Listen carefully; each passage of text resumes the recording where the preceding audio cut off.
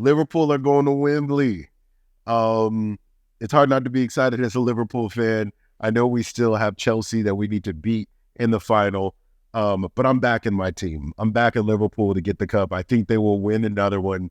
I know a lot of people downplay the Carabao Cup a little bit, but I mean, a trophy is a trophy, right? So we'll see what happens. I'm hoping and praying that we get that trophy mid-season. I think that I'm a big believer in getting a trophy mid-season so that it can help you kick on and do great things in the second half of the season. So I love the placement of the Carabao Cup. I know there's some people that think that cup should be combined with the FA Cup, especially with the prize money only being $100,000. At least that's what I read, which is crazy. That's like 1 week's wage for one player. Combining that and just making it one big long tournament, which I wouldn't be opposed to either. And then raising the stakes on it. I know obviously the winner of the FA Cup, I believe, gets a European place. I don't think it's a Champions League spot, but maybe it should be a Champions League spot, right? And maybe more people will start taking some of these competitions a lot more serious versus, prioritizing the league and whatnot. But it's a good game. It was a good game. It's a good day to be a Liverpool fan. What this means for Liverpool is that they can kick on, they can get this cup, they can continue the momentum, and Klopp can continue to prove the doubters wrong, right? Can continue to prove the naysayers wrong. Was it a pretty game? No. Was it a pretty game? Was it all the way exciting? I think in that latter half of the game, yes, I think it was really very exciting. Luis Diaz got that goal. Believe it was a deflection off of a defender that took it past Leno. But hey, sometimes in soccer, or sometimes in football more so, you need to be lucky. And I think the stars aligned for Liverpool, and it made it happen. That Fulham team is very good. I will give their props to them.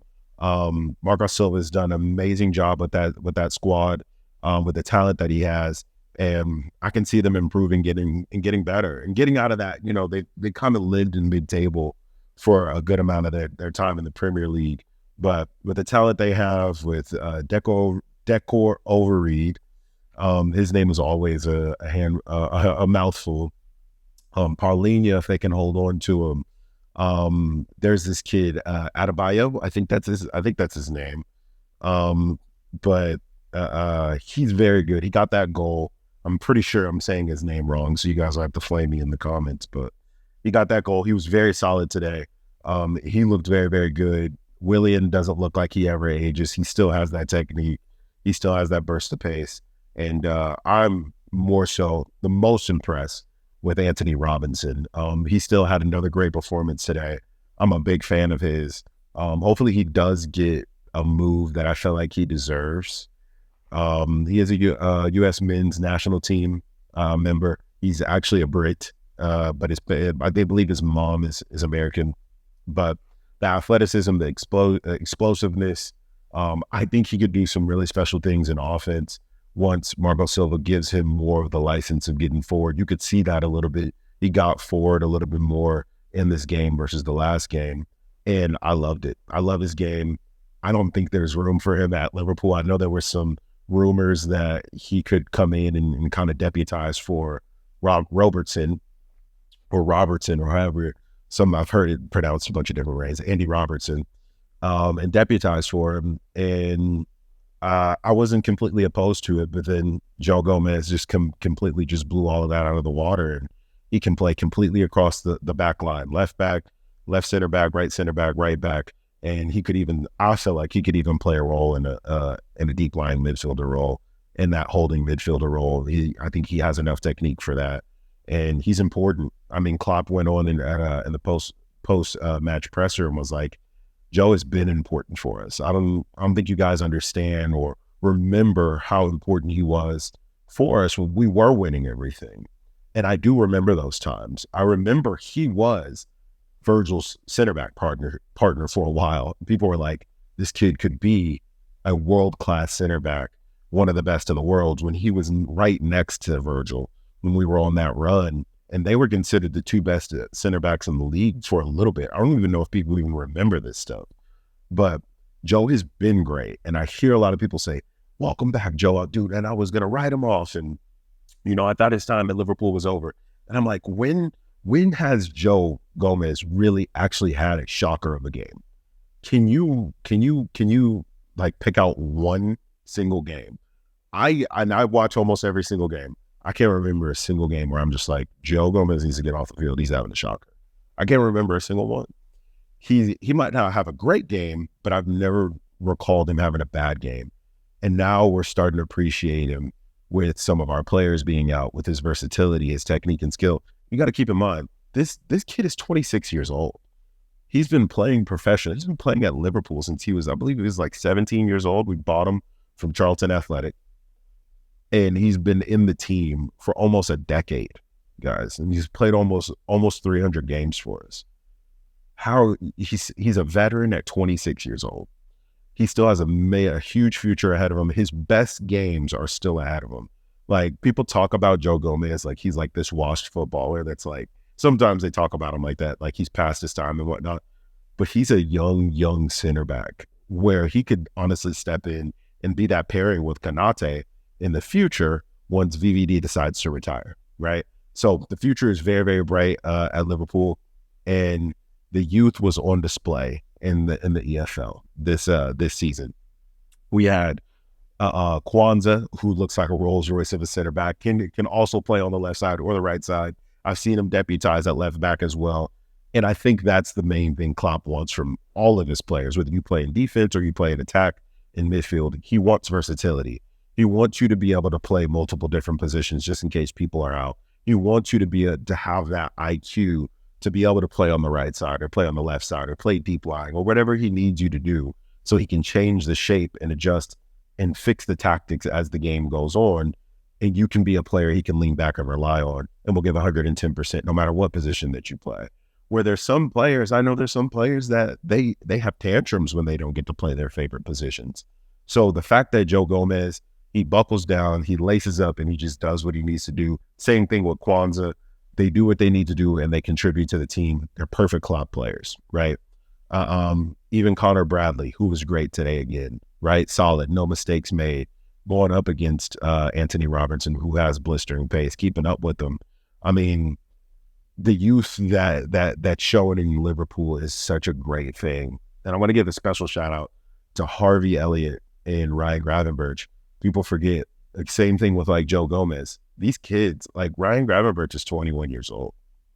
Harvey, I believe, is like 20 years old. Like, these are still youth players. Like, these are still very young players that have their best football ahead of them. And I mean, Dominic Szoboszlai just turned 22.